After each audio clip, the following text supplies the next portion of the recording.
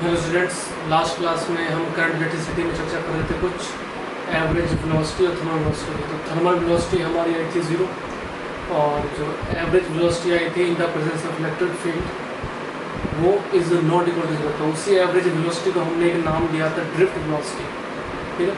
तो in presence of electric field हमने ये देखा था कि लास्ट क्लास में उसको इलेक्ट्रॉन के ऊपर एक लगता है फोर्स, जिसकी वजह से वो अपने ओरिजिनल पास से थोड़ा सा ड्रिफ्ट होकर चलता है, ठीक है। उसको थोड़ा सा और देखते हैं, ठीक है।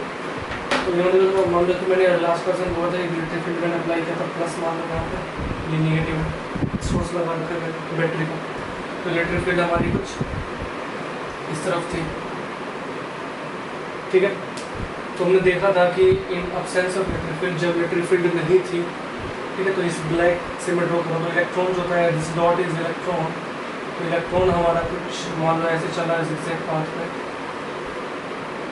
कुछ मान लो ऐसे कोलाइड होता हो, ठीक है। और in presence of electric field, जब इलेक्ट्रिक फील्ड की प्रेजेंस थी हमारी, ठीक है, तब इलेक्ट्रॉन थोड़ा सा ड्रिफ्ट होकर चला था अपने पाथ से, ऐसे कुछ ड्रिफ्ट होकर ये यहाँ पे मान लो, ठीक है। तो ये इतना ड्रिफ्ट हो गया मान लो, ठीक है। ऐसी जो और भी इलेक्ट्रॉन्स होंगे, ऐसे बिलियंस ऑफ इलेक्ट्रॉन्स होते हैं, ऐसे मान लो ये इलेक्ट्रॉन्स था, ये भी ऐसे चला कुछ ज़िगज़ैग पाथ ऐसे कुछ, ठीक है।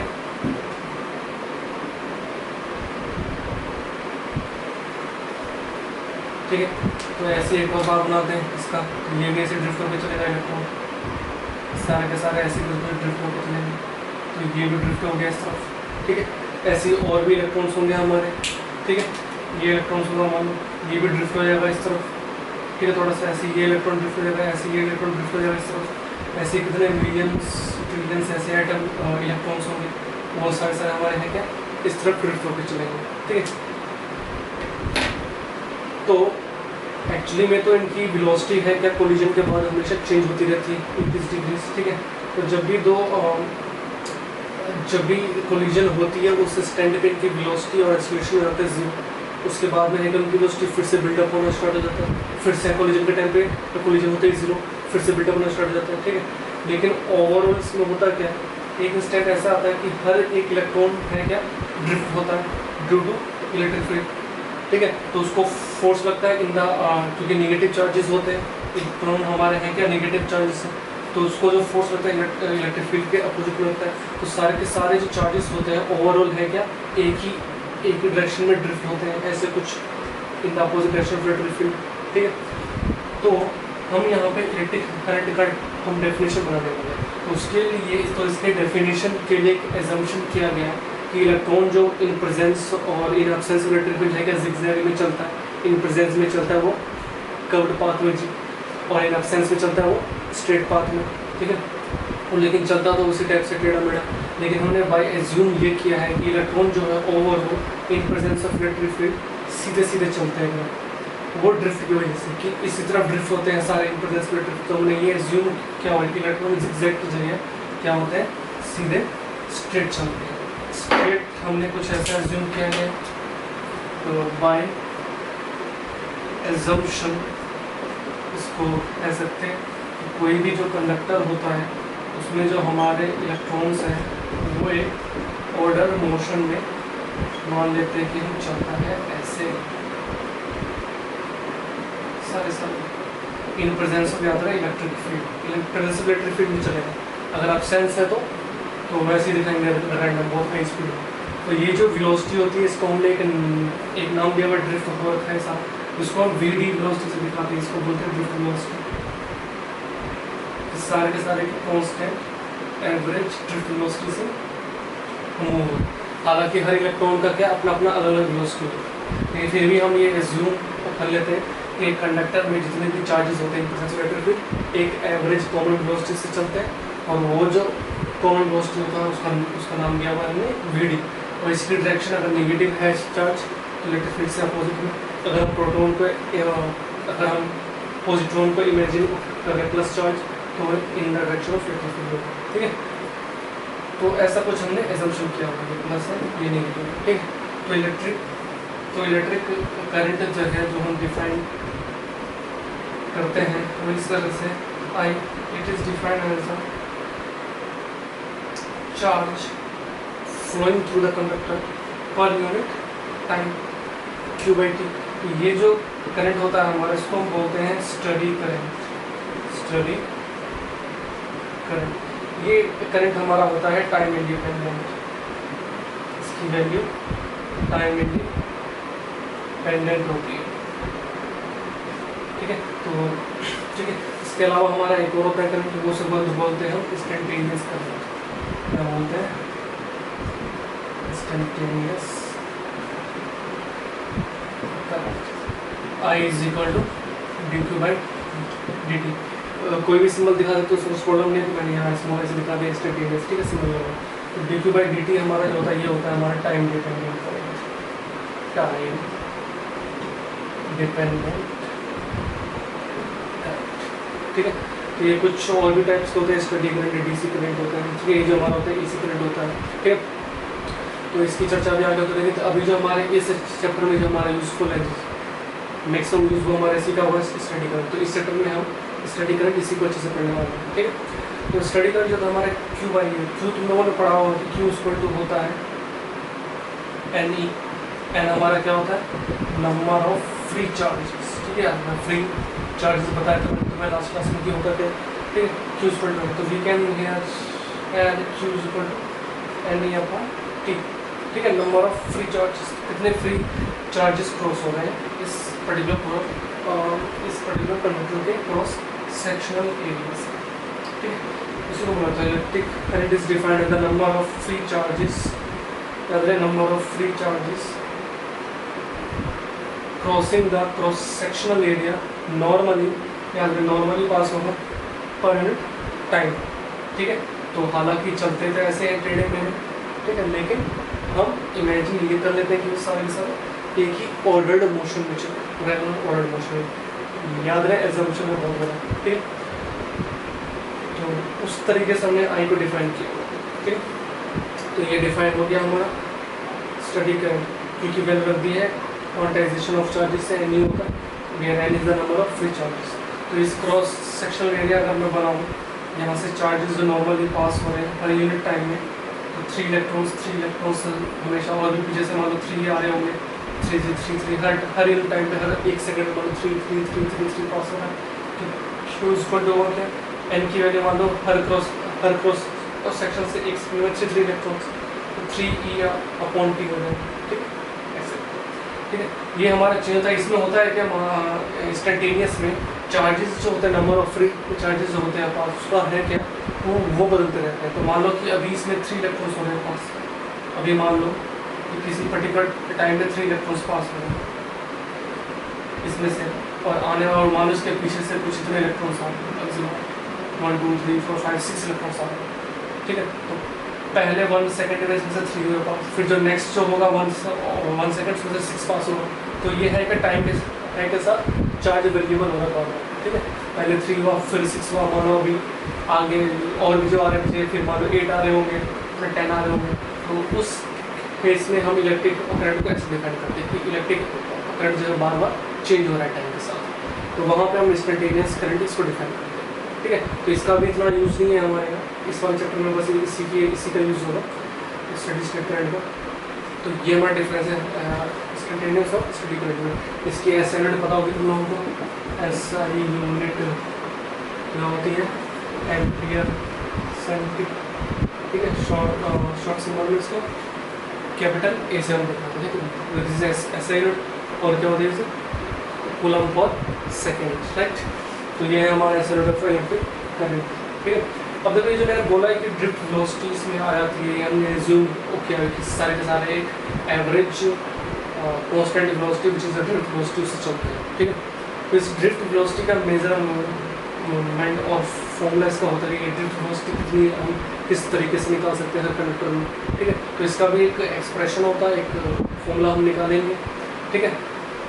तो सिंपल तरीका होता है, कुछ इतना टफ नहीं होता इसके निकालने का तरीका। तो देखो ड्रिफ्ट वेलोसिटी का तरीका किस तरीके से हम निकालते हैं, देखते हैं।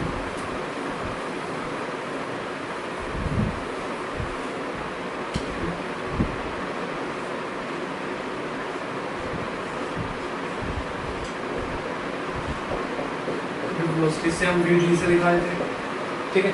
तो वही है हमारा एक कंडक्टर लिया, कंडक्टर से आप पूछूंगा तो हम बहुत लेंगे कंडक्टर, चैप्टर ही है चार्जेस को दौड़ाने हैं फ्लो हवा में, तो फ्लो हवा में तो कराएंगे नहीं, किसी किसी मटेरियल तो उसमें कराते हैं। ये वी पोटेंशियल डिफरेंस में अप्लाई है, इसकी लेंथ में मान लेता हूँ कंडक्टर की एल लेंथ है, एरिया ऑफ क्रॉस सेक्शन मैंने मान लिया ए, ठीक है। और ये एक इलेक्ट्रॉन ले लेता हूँ मैं, जो कि मैं मान रहा हूँ ये इलेक्ट्रिक फील्ड है मेरा, और ये इलेक्ट्रॉन वी डी वेलोसिटी। ऐसे बहुत सारे इलेक्ट्रॉन्स होंगे, ठीक है, सारे इलेक्ट्रॉन्स बहुत सारे होंगे, ठीक है, ऐसे ऐसे ऐसे सारे एक वी डी वेलोसिटी से शॉर्ट। इस वी डी का एक्सप्रेशन मुझे लिखा, तो सबसे पहले in presence of electric field में हुआ था, ठीक है, इलेक्ट्रिक फील्ड हमारा इज नॉट इक्वल टू 0 और ऐसे, ठीक है। तो in presence of electric field electrons experiences a force F which is equal to Q ही होता है फॉर्मूला, Q की वैल्यू मैंने बताई थी माइनस E, ठीक है। मान लेते हैं कि इसमें एक्सेलरेशन आ गया E, तो F की value ma is equal to minus E, तो यहाँ से एक्सेलरेशन निकल के आ गया मेरे पास, ठीक है, यहाँ से एक्सेलरेशन आ गया मेरे माइनस ई अपॉन में एम हो जाएगा, ठीक है, एम एंड अपॉन में एम हो गया, ठीक है। यहाँ पे नेगेटिव साइन दिखा रहा है क्या हमें कि एक्सेलरेशन इलेक्ट्रिक फील्ड की डायरेक्शन के अपोजिट डायरेक्शन में, ठीक है। इलेक्ट्रॉन एक्सेलरेट इस तरफ हो रहे हैं, ठीक है, कोलिजन के बाद है ना रैंडमली चलते हैं, ठीक है, तो एक्सेलरेट हो रहे हैं जिस तरफ इलेक्ट्रिक फील्ड हमारा क्या अपोजिट डायरेक्शन में, तो ये आ गया एक्सेलरेशन का फॉर्मूला, इसको हमेशा ध्यान रखेंगे आप लोग, ये एक्सेलरेशन का फॉर्मूला होता है, ठीक है। उसके बाद देखो होता है, अब ये मान लेते हैं कि लेट हर किसी की पहले तो इनके पास इनिशियल वेलोसिटी थी, इनके पास थर्मल वेलोसिटी, ठीक है, तो हम वही मान रहे हैं कि late u1 u2 u3 so on un be the initial velocity of electrons, ठीक है, and v1 v2 v3 so on vn be the final velocity of free electrons, ठीक है, ये final velocity of free electrons है,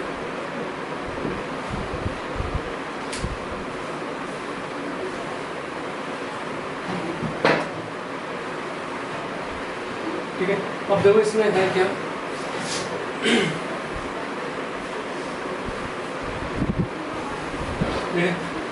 तो जो collision जो होता है हमारा मान लो पॉजिटिव आयन से, ठीक है, पॉजिटिव, तो एक इलेक्ट्रॉन हमारा क्या टकराया, फिर ऐसा है, तो जब टकरा के जब किसी भी मेटल आयन से, ये हमारा क्या आयन जो होते हैं मेटल में टकरा के जो आता है तो इसकी वेलोसिटी एकदम से हो जाती है 0, फिर से ये एक्सेलरेट होना स्टार्ट होता है, एक्सेलरेट होना स्टार्ट हो, ठीक है, 0 वेलोसिटी एक्सेलरेट होना स्टार्ट हुआ, फिर से इसकी वेलोसिटी और एक्सेलरेशन हो गया हमारा 0 हो गया। तो यहाँ से यहाँ तक जो टाइम होता है इसको मान लो टाइम t1 है, ठीक है, ऐसी और भी इलेक्ट्रॉन्स होंगे हमारे, नंबर ऑफ इलेक्ट्रॉन्स ऐसे, उसका टाइम में मैंने मान लिया t2 है, ऐसी और भी इलेक्ट्रॉन उसका टाइम मान लिया मैंने t3 है, ठीक है। तो मान लेते हैं कि जो हमारी जो ये जो कोलिजन में जो टाइम लग रहा है बिटवीन टू सक्सेसिव कोलिजन, उसको हम कहें t1 t2 t3 हर इलेक्ट्रॉन्स का दिखा रहे हैं, तो हर इलेक्ट्रॉन का जो ये कोलिजन टाइम होता है, कोलिजन टाइम ये क्या अलग अलग होगा, ठीक है भाई, हो सकता है कि क्योंकि वेलोसिटी भी अलग अलग होती है ना, इसलिए u1 u2 से हमने दिखा रखा है, v1 v2 से अलग अलग दिखा है, ठीक, तो कुछ तरह से, तो यहाँ पे हम मान लेते हैं कि जो कोलिजन जो हो रहा है वो t1 t2 t3 इसी टाइम पे हो रहा है, ठीक है। तो यहाँ पे हम मान लेते हैं let electrons collide with positive ions in time t1 t2 that is t1, ठीक है। अब देखो जो ड्रिफ्ट वेलोसिटी होता है वो हमारा होता है एवरेज वेलोसिटी, ठीक है, तो एवरेज वेलोसिटी जो मैं निकालूंगा, ठीक है, इसको मैं हटा दे रहा हूँ,